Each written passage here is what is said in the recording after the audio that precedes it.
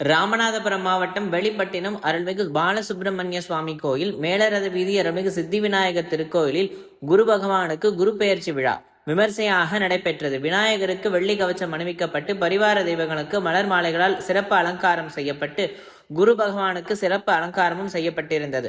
மிதுன ராசியிலிருந்து கடக ராசிக்கு புனர்பூச நட்சத்திரத்திற்கு குரு பெயர்ச்சி ஆவதை முன்னிட்டு சிறப்பு ஹோமமானது நடத்தப்பட்டது. கணபதி ஹோமத்துடன் துவங்கப்பட்ட யாகசாலை பூஜைகள் வேத விற்பனர்களை கொண்டு மந்திரங்கள் முழங்க குரு பகவானுக்கு சிறப்பு அபிஷேகம், மகா அபிஷேகம், அலங்காரம், சிறப்பு தீபாரணையும் நடைபெற்றது.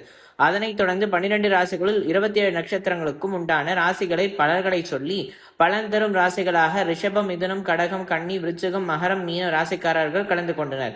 பரிகாரங்கள் செய்ய வேண்டிய ராசிக்காரர்களான துலாம், தனுசு, கும்பம், சிம்மம், மேஷம் இதில் கலந்து கொண்டு பரிகார நிவர்த்தியும் செய்து கொண்டனர்.